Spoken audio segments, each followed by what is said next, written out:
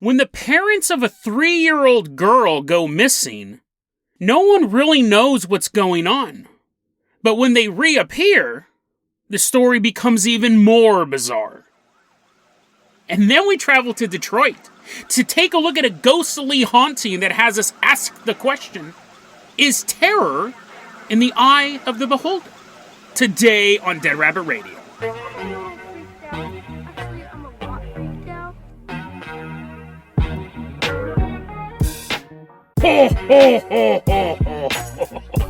Is that Santa Claus or Jabba the Hutt? Who knows? Hey everyone, welcome back to another episode of Dead Rabbit Radio. I'm your host, Jason Carpenter. I'm having a great day. Hope you guys are having a great day too and wearing a Santa hat. Which is completely meaningless because this is a podcast and you can't see me. But just imagine me with the Santa hat on for this episode as we talk about all this horrible stuff that we're going to be talking about. I'm feeling a little bit better for those of you who are wondering. I don't know what I'm sick with, so as long as I'm not sweating out of my eyeballs anymore, I will consider that better. But someone who always makes me feel better, coming into Dead Rabbit Command right now, a friend of mine and longtime supporter of the show, give it up for Molly. Everyone give a big round of applause to Molly walking into Dead Rabbit Command. Molly actually sent us that story not too long ago, where I'll put it in the show notes, where she visited her son's place of work and the ghost followed her home, or followed her into her dreams, however you want to put it. Really, really good episode. We'll put it in the show notes. Molly, you're going to be our captain, our pilot this episode. If you guys can't support the Patreon, I totally understand. Just help spread the word about the show. Really, really helps out a lot. That's how Molly actually ended up on the show. She doesn't support the Patreon, but she talks about my podcast more than I do. She promotes the podcast more than I do. So, Molly, that is how you've earned this opportunity. I really, really appreciate that. Molly, I'm going to go ahead and toss you the keys to the Jason Jalopy. We are leaving behind Dead Rabbit Command. We are driving all the way out to Greenwood, Indiana. This is a true crime story that's happening right now, and I just cannot wrap my head around this. And every day I'm looking for updates on this, and all the news articles are like, we don't know either. We have no idea. We're talking to the police investigating this thing, and nobody knows what's going on. When this story first popped up, I wanted to cover it the day I first found out about it, earlier this week, but I was like, no, there has to be more information. It can't be this weird. So let's go back to early December, the week of the 6th of December, 2021. So incredibly recent. In Greenwood, Indiana, Molly's driving the Jason Jalopy, and we pull up to a house. And there's a little girl in the house going, I'm so scared, and I'm a baby, and doing all this stuff. We walk up, we're looking in the window, and there's this 3-year-old girl sitting there in the dark house going, oh, somebody help me. The grandma of this child shows up, and she's knocking on the door, and she's super worried, and stuff like that. We're sitting in the Jason Jalopy eating popcorn. I'm like, look at that human misery. Isn't that hilarious? What's going on is that the grandma goes to the house. She hadn't heard from her daughter or her son-in-law. She goes to the house, there's this 3-year-old baby just left there. So she calls the police, and the police start investigating this, and who knows what's going on. Now, the grandma said, listen, my daughter, she had a miscarriage back in June, earlier this year, and I think it kind of, affected her. I think she's having this postpartum-esque mental issue going on. And my son-in-law is just cuckoo, cuckoo. She starts making all the sound effects. The cops are like, oh, man, she must really not like her son-in-law. She goes, my son's a little off, too. My son-in-law's a little off, too. So when both of these people go missing, you have to think, did they run away? Did they get kidnapped? Grandma takes possession of the 3-year-old little granddaughter. And the police go, we'll try to find them. That is our job, after all. So they set up a thing to detect pings on their cell phones. Nothing. There's no record of them pulling money out of ATMs. And this is when the police start. When people go missing, when people run away, they'll access their ATM so they can track them. But this one, they don't know. They don't know if they're purposely running away. They don't know if they've been kidnapped. A week goes by. And then the police are sitting there in their headquarters. Boop, boop, boop. Boop, boop, boop. Boop, boop, boop. They have this monitor. It was detecting a ping on their cell phones. Boop, boop, boop. Boop, boop, boop. The detective's like, hurry up, get the sergeant over here. We got to look at this. And they're all looking at this monitor. And they see a little dot going, doo, doo, doo, doo. We got a ping, sir. Where's it at, officer? There. And he points at the monitor and the camera pulls back. They're in Florida. Specifically, they're at the De Leon Springs State Park in Volusia County, Florida. And the detectives in Greenwood, Indiana, they're like, make a phone call because we don't want to drive down there. Call the police down in Florida. Let's find out what's going on. Because at this point, the police are concerned about their safety, but also they're guilty of child neglect. They just left their daughter in this house. So the police down in Volusia County show up at De Leon Springs, and there is a stolen moving truck there, a stolen Penske truck there, in the parking lot of the state park. So the police go, well, this has to be them. And they go and they kind of like are like hiding in the bushes. And then they get bored at some point, and one of them's like crawling out of the bushes, and they're like, where are you going? There's supposed to be a stakeout. He's like, it's boring over here. And they begin inspecting the van. And inside the van, there's actually body cam footage of this. Inside the van, there's a baby. A little baby. Me. The cop's like, oh, great. My day just got way more complicated. Little baby person.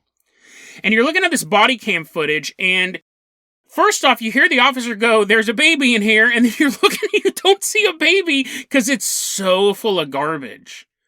The back of this truck is full of just trash and like dirty diapers and like just rubble. And underneath the rubble, you can barely see a child's car seat that is held down. It's like attached to the flatbed of this moving truck with bungee cords. So the police are automatically, they start filling out more infractions. They're like, what else can we charge this missing couple with? Because they're not at the parking lot. There's just this truck that they're assuming belongs to these people because they have this stolen truck. There's a baby here, but they're like, do they have another baby? I thought the whole reason why we're looking for them is they left their baby in Greenwood, Indiana. And the cops are like, yeah, they should not have another baby in their car, but here is one. And then as the cops are trying to investigate, they're not even investigating at this point, they're just trying to process it. Who comes walking out of the wilderness, pushing a stroller, an empty stroller? Lincoln and Amanda Germano. So the police are like, okay, this is what we expected. We expected to find them here. We didn't expect to find a baby. So they separate Lincoln and Amanda, and they go, why are you guys here? Why'd you guys leave your other daughter behind in Indiana? And really the biggest question we have is, who's this? They're pointing to the baby.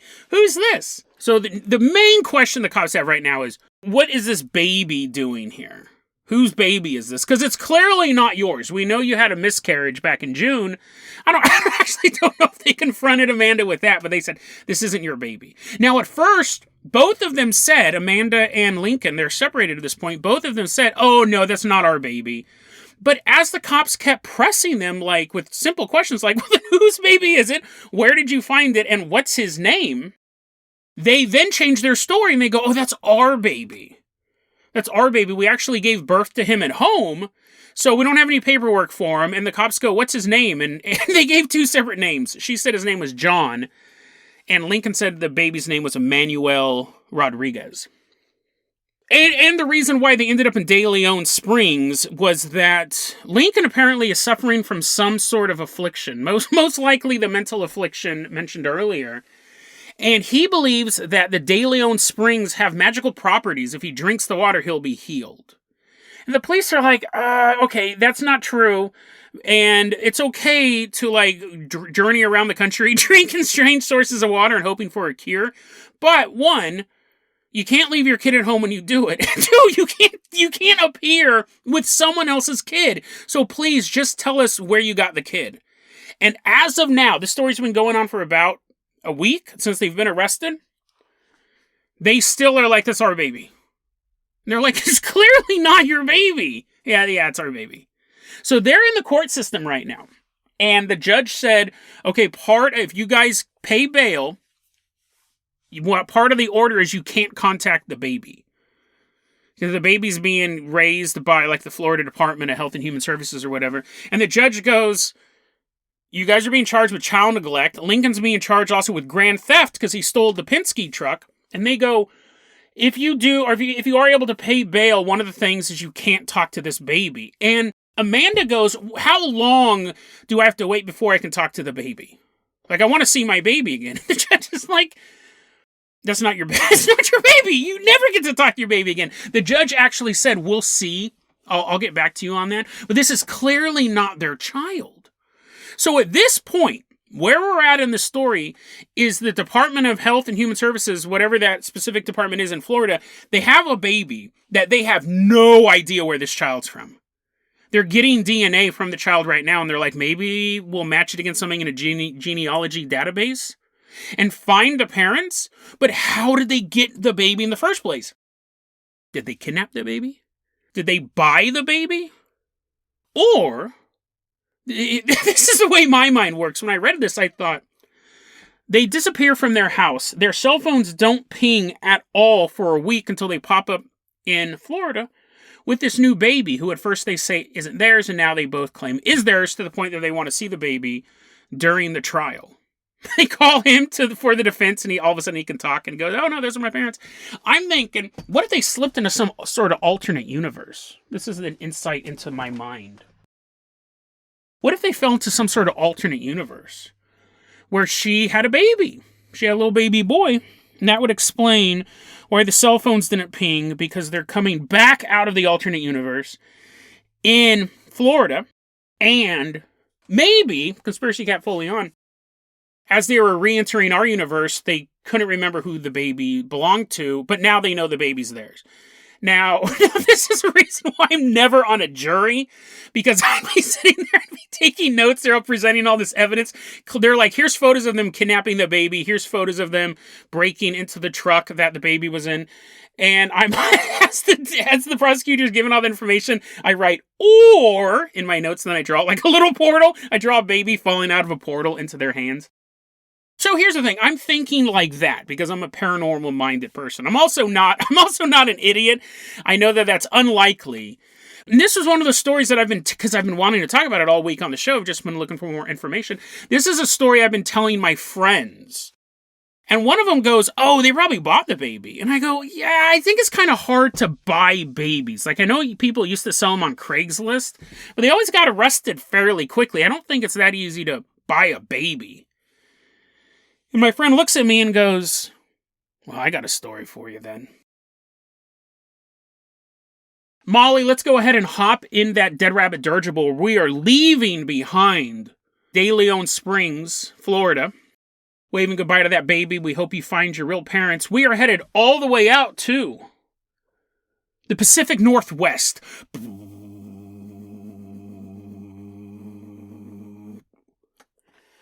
This is a story a friend told me. I'm going to change some basic facts about it because you'll understand why. There's certain things I have to leave out of the story just to make sure that everyone's not killed because I told this story. Anyways, let's check this out. So he was telling me a couple years ago, and when I say a couple years ago, we're talking like 10, 15 years ago. He worked at a facility, like a shelter for battered children, battered wives type of thing.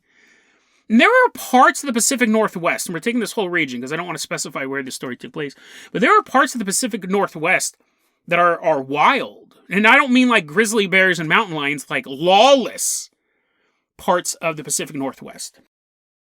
People come out here because they don't want to have the interference from the government. So you have this shelter in this region of the Pacific Northwest, and one day the police drop off an 11-year-old girl.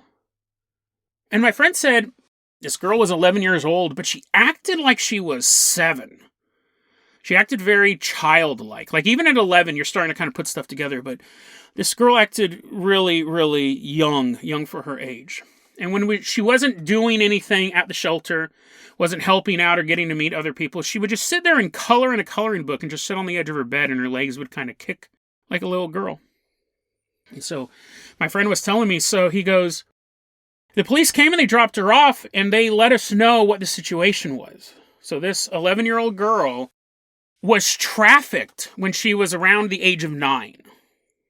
What had happened was, in this lawless region of the Pacific Northwest, apparently there was like this commune, this trailer park type situation, and it was just a bunch of old men living there.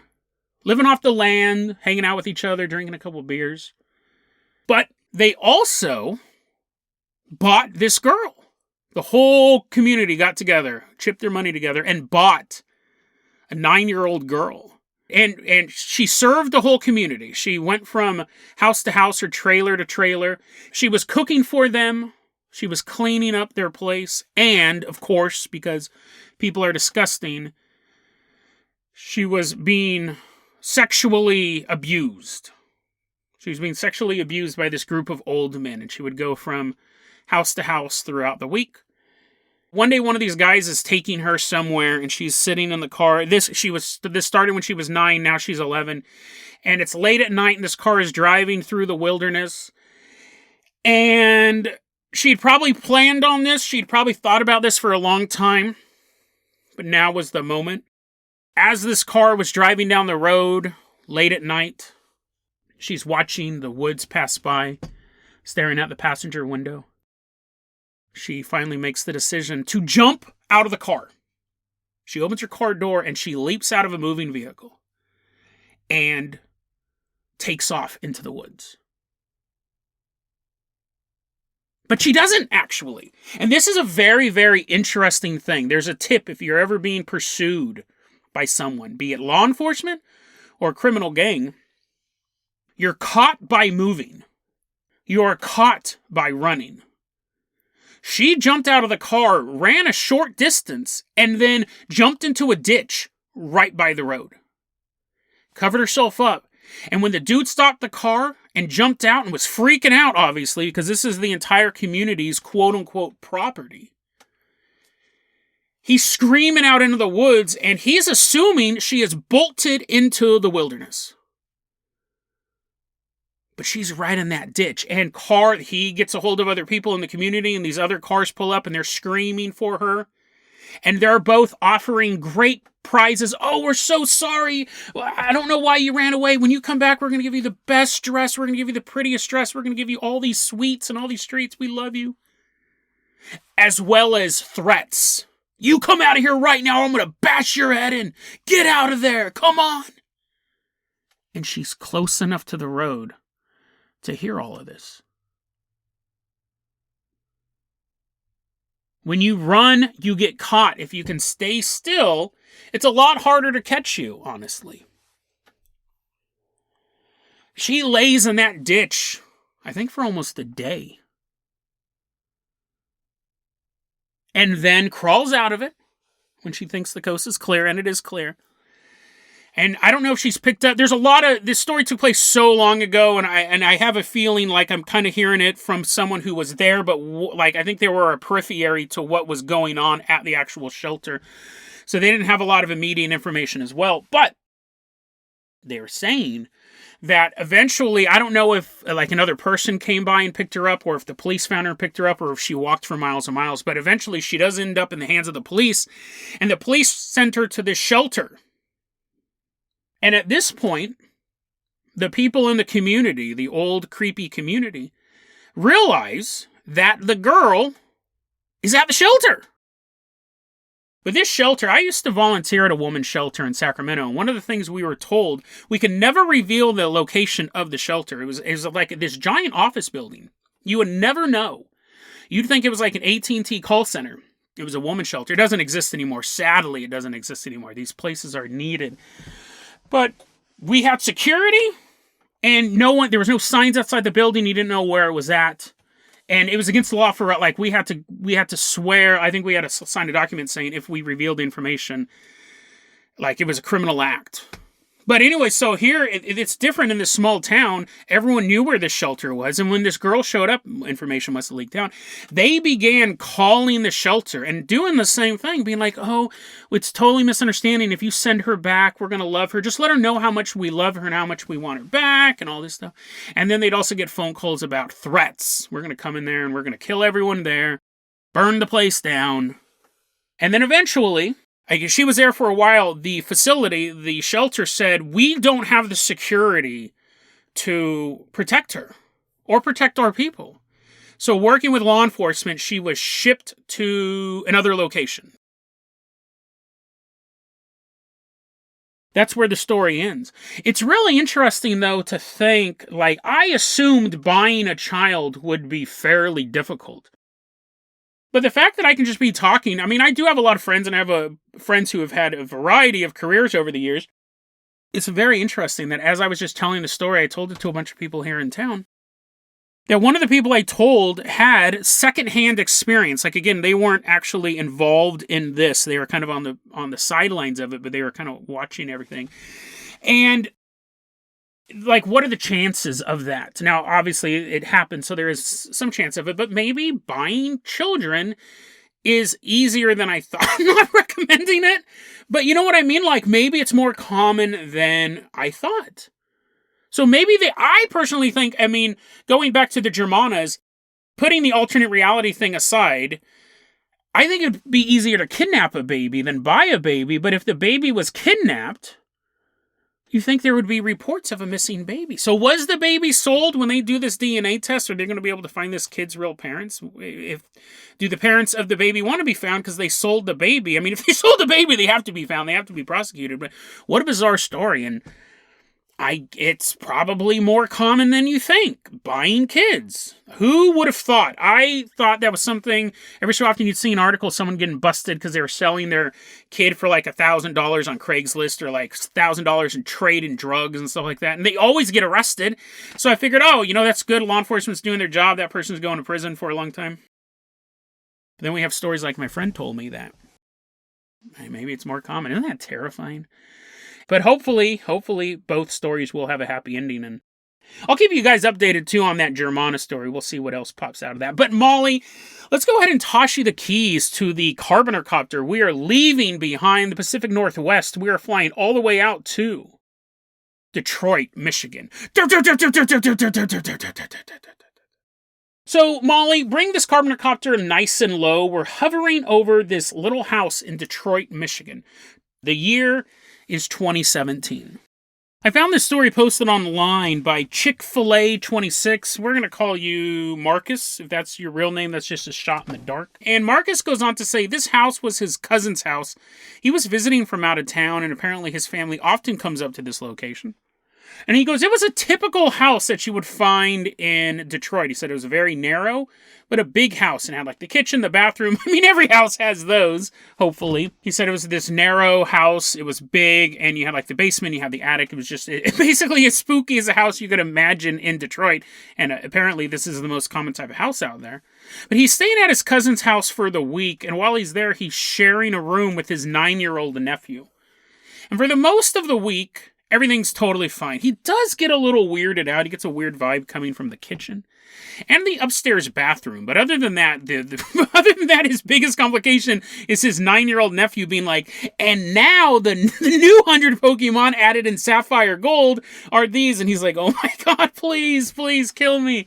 Everything else, though, paranormal-wise, seems to just be... He wouldn't even classify it as paranormal. It just gets kind of a weird vibe in those two areas. Well, one night he comes back from this family event. They've all been out, hanging out, and he gets home and he tells his nephew, he goes, hey, I know we'll spend the night in your room. I know you have another 100 Pokemon to tell me about from Ruby Rose and Black Petals or whatever the newest game is.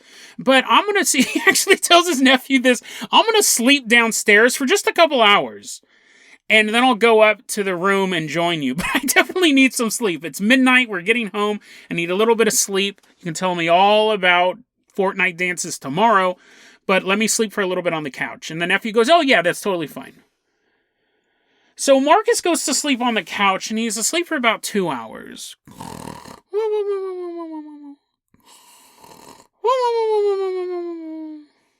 And then he wakes up.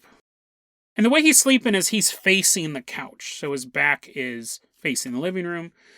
And he wakes up and he senses, this is all these things kind of happen at once. He senses someone standing next to the couch, standing facing his back. He's laying there.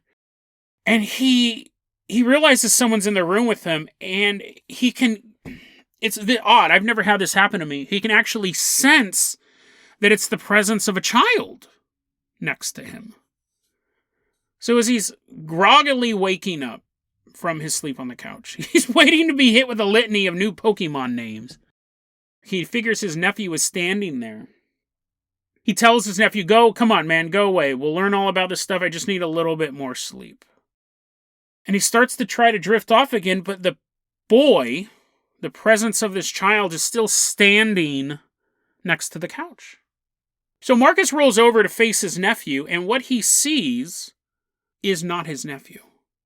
But what he's looking at is so bizarre, he is still rationalizing it as his nephew. He rolls over and he sees a boy standing there, a pale blue boy, wearing worn overalls and sporting a really, really bad buzz cut, a badly shaven head. And this little boy is just staring at Marcus.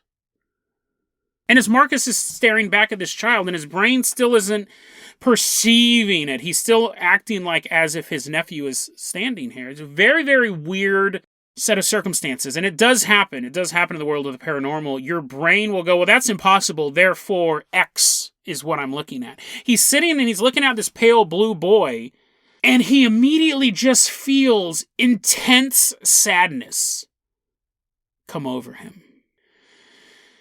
And then he just feels his body begin to be drained of energy. All he can sense is heartbreak and melancholy. He feels like his energy is being drained out of him. And he rolls back over. I'm just going to ignore my nephew. He'll eventually go back to bed. But I'm just too tired right now, and for whatever reason, my nephew's bumming me out. And for whatever reason, my nephew has a bad haircut. I didn't see him do that earlier. And for whatever reason, my nephew, he's pale blue. And then he realizes, this is the point. He's been staring at this kid for a while, but this is the point when he turns his back to the kid. It finally clicks in his head, that's not my nephew. And he rolls back over, and the living room is completely empty. Well, I mean, there's furniture and stuff. The blue boy didn't rob him, but there's no one in the living room with him. So he jumps up, he actually runs upstairs. He realizes now he's either had a horrible nightmare, a very realistic nightmare, or he's just seen a ghost. So he runs upstairs into his nephew's bedroom. He's like, please tell me about all the Pokemon, whatever. I just need to sleep in this room. It's super spooky downstairs. He actually doesn't say it's super spooky downstairs. He doesn't tell anyone about this story. He just leaves it be. He woke up in the middle of the night, saw this pale blue phantom of a boy, and he felt like it was draining his energy out of him, and he dismissed it as being his nephew, but then he realized his nephew is not a pale blue vampire. 2 years later, Marcus is talking to his twin sister, we'll call her Jenny, and he goes, hey, Jenny, this is going to sound kind of weird, but when you're ever at the cousin's house in Detroit, do you ever have like a weird feeling there? Does that house ever kind of creep you out? She looks at Marcus and she goes, you know what? I've never told this story to anyone. You're not going to believe this. You're not going to believe this. But one day, spending the night at the house, got tired of hearing about Pokemon. One time I was spending the night at the house. I slept on the couch in the living room. I was sleeping on the couch. I woke up in the middle of the night. And I saw a little boy. Marcus is sitting there, totally freaking out. He's told no one this story. Jenny continues, I woke up in the middle of the night and I see this pale blue boy standing in the kitchen. He had on these overalls. He had this really bad haircut. It was like he had his head shaved by an amateur or a blind person or something like that. It was just all messed up. He's standing next to the kitchen table, and I'm on the couch, and I'm looking. The living room's dark, but I can clearly see this pale blue boy standing in the kitchen. And his eyes were pitch black, and his mouth was twisted wide open.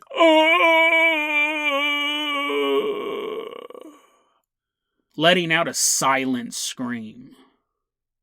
So the sound effect I added was just so you could picture it in your head. But imagine me going, oh, but take out the sound effect. He was just screaming in silence. Pitch black eyes, mouth wide open. Not a sound to be heard in the house. She goes, it was absolutely terrifying. I never told anyone about it. So Marcus, what was your weird paranormal event? Why do you feel uncomfortable there? Marcus realized then they saw the same boy, these two twins. And what's interesting about this story, the fact that there's this little boy walking around this house, this little ghost boy, is that he wraps it up like this. And I never thought about this before. He wraps up his post with this question: how come the boy looked more menacing to her and he looked more quote-unquote peaceful to me? And I read that and I go, that's so fascinating. I never thought about that before. Now, I have encountered a version of a blue boy in my own life.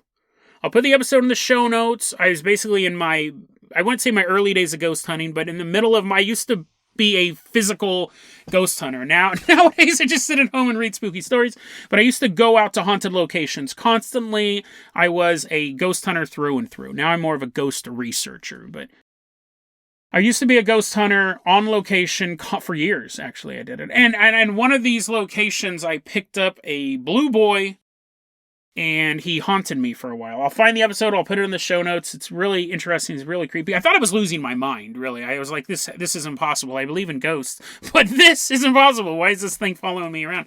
So when you come across stories of the pale blue boy, that's one of the things that I read, and I go, oh, yeah, I know that's true. That phenomenon's true. I've seen that with my own eyes. Shadow people, I've seen that with my own eyes. The dogs, the two-dimensional dogs that walk on walls and walk down streets. No matter which angle you look at them from, they're flat. I've seen those. So, the phenomenon rings true to me. But the idea, this is so fascinating to me. I never really thought about this before. The idea that a ghost would appear to two different people in different forms is very, very interesting. Because what we have, it's not just seen in two different forms. It's not someone going into a haunted house, they experience a cold spot, and then someone else going into the same haunted house, and they see a shadow man. I would argue that those are just people at different levels of perception of the paranormal. What we're seeing is two twins, a set of twins, both perceiving the same person, but one of them sees it as this menacing figure. Like, which one would you rather wake up to, right? You're like, neither. And I shut the podcast off 10 minutes ago. I don't want to hear this story. Which one would you rather wake up to, though? The little blue boy standing next to your couch, just staring at you, or the one in the kitchen screaming silently with this horrible, twisted look on its face? And you have to wonder, like, why did he see the more peaceful version and she saw the hideous version? Because I started thinking about all the times that I've had ghostly encounters. And times where I may bring people to locations. I used to go ghost hunting all the time. It's actually a great first date activity. I did it a lot. Sometimes second date. It works better on the second date because basically you have to convince a girl to drive with you out in the middle of nowhere. Not many will do that on the first date. Second date, though. My point is that I've never thought about this before, that we could both encounter the same paranormal entity and I could see it in a sense that maybe it is friendly or just a shadow passing in the woods. And when she sees it, it's this hideous creature coming right towards us. We're perceiving the same thing on different wavelengths. We're perceiving the same. And the reason why this is, I never thought about this before, this is incredibly dangerous, right? Because there may be a haunted location that I go to and I'm like, yeah, this place has a reputation of being haunted, but I've personally never seen anything, or walking around and I'm perceiving it all as just places that have cold spots, or maybe hearing things in the distance, which is actually really rare when you're walking around a haunted place and you hear voices. But when you're, I could be perceiving it one way. And if I do come across something, say like a little blue boy, who was, in my experience, completely sinister. He was actually actively trying to scare me, this little kid. So I was more in line with Jenny's reaction to this. But it's just so interesting because I've done that multiple times. I've taken girls to haunted locations, and I'm wondering if it could have been, what I'm trying to say is, I take them to a place where the haunting is fairly benign, right? But I'm exposing them to danger because whatever's there may be more vicious towards them for whatever reason. You see what I mean? That's what we have here. Imagine these two people were ghost hunters. And the guy goes, oh, we got to go to this place. It's this abandoned house in Detroit. I went there the other day and there was a little blue boy standing in the corner. And then she shows up and the blue boy is crawling on all fours towards her and trying to attack her like a little spider monkey. And she's like, dude, don't take me here. This is the most violent haunting I've ever had. Is it possible that two ghost hunters, or just two random people, can encounter the same ghost, and one is the terrifying representation of that ghost, while the other person's like, oh yeah, I'm slightly chilled. Ghost hunting is a dangerous game because you really never know what you're going to encounter. You could go to the same asylum that Zach Baggins has been to and the ghost hunters have been to, and they run tours every Halloween, and it's creepy and it's fun, and you bring all your EF readers and you have a good time and you go hunting ghosts. And then you show up. And for whatever reason, you're delicious to the entities there. They can taste you as you're getting out of the car in the parking lot. And you figure it's safe. You've heard the rumors how this place is haunted and all these people have investigated it. But for whatever reason, you're just so delicious, so sweet, so pure to the entities in that building. They've never seen something like you. They've never sensed your life force before. And as you're walking into that quote-unquote haunted asylum that you've seen so many times on the Sci-Fi Channel, with your buddies, you're going to go and have a good time doing some amateur ghost hunting. But what you don't understand is you're about to start a feeding frenzy. These spirits, these demons, whatever you want to call them, are licking their lips as you walk through that door. Ghost hunting is a dangerous game. At the very least, you'll have a good time with your buddies. You'll have some stories to tell. But at the very most, you could be opening yourself up to demonic possession. A lot of people think of ghost hunting as a fun time walking through darkness and trying to record an EVP. Trying to see a ghost, trying to find proof. But to an experienced ghost hunter, you realize that every time you walk into a haunted location, you are doing the equivalent of walking into a minefield. All the dangers are hidden. It's a dangerous, dangerous hobby. You think you're just going to have this fun ghost hunting adventure, but while you're in this building, you are under constant psychic assault. Your soul is drained. Your life force is drained. You get dizzy. You got to sit down. Your friends are worried about you. Hey, do you want to leave? Do you want to leave? Yeah, we'll leave in a second. I'm not feeling that good. I got to sit down. And in that brief period of time, that infestation, that possession has already begun. By the time you leave the asylum, you're no longer in control of your body. Something else is walking out of that asylum wearing your skin. Now, does it mean everyone who goes into a house is going to get possessed? No. But if you have the right set of attributes, if you have the things that these creatures are looking for, and if you don't have the fortitude to stand up against them, you may not walk out of that building. Well, your body may, but something else inhabiting it, while the real you is left behind in that asylum. Another tormented spirit, another trapped soul, walking through the darkness of this abandoned hospital, in agony, in fear, doomed to roam these halls until you become strong enough, vengeful enough, to inhabit a body of somebody else. You always wanted to be a ghost hunter. But now you're simply a ghost, haunting a location that you read about online. You've become part of the legend. You've become part of the curse. All because you just looked too delicious to the demons in the darkness.